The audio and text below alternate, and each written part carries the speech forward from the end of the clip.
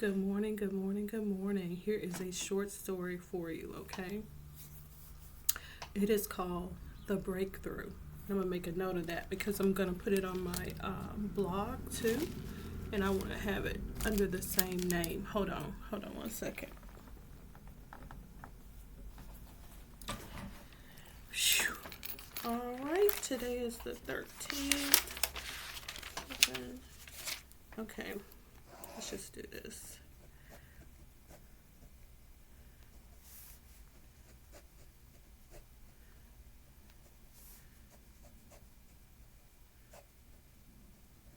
Okay, so this one is going to be called The Breakthrough.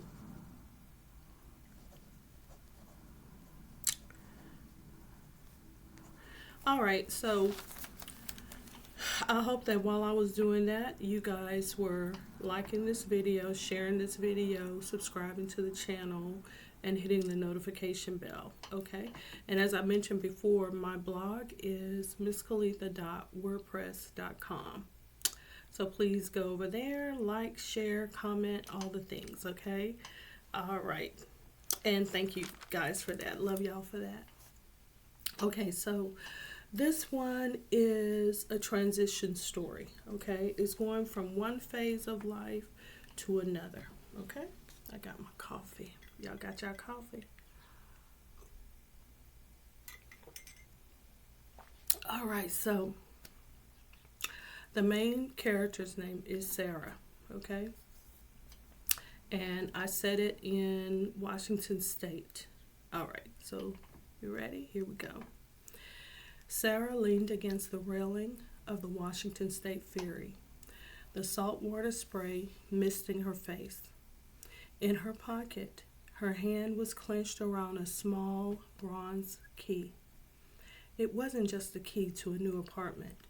It was the key to the life she had just claimed, a life that finally belonged to her. She had spent years, a decade, maybe more, living a life that felt rented, provisional, and constantly on the brink of collapse. In her cramped Seattle efficiency, or studio, which is what they call it now, the constant drone of traffic and the persistent gray of the winter sky had come to mirror her internal landscape. It was a life defined by subtraction, counting pennies, counting failures, counting the things she couldn't have. She had been living underwater, holding her breath, and today was the day she had finally broken through the surface. The breakthrough hadn't been a single dramatic event, but a series of quiet, hard-won victories. The moment she realized she deserved more.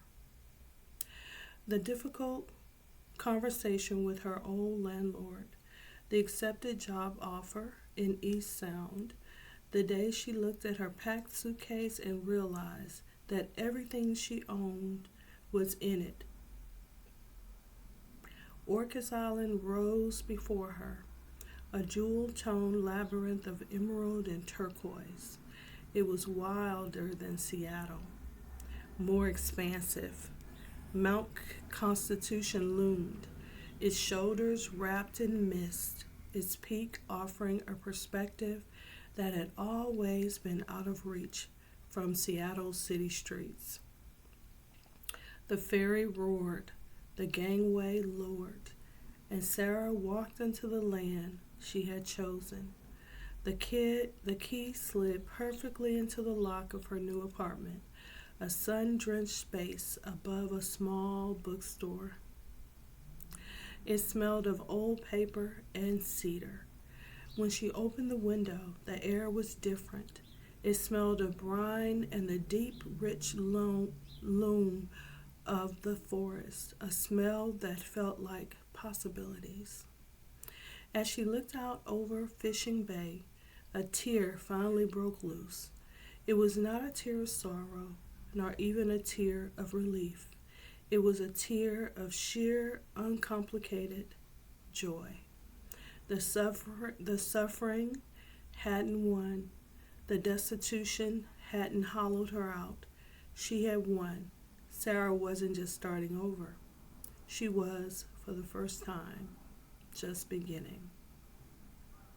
The end. Hope y'all like it.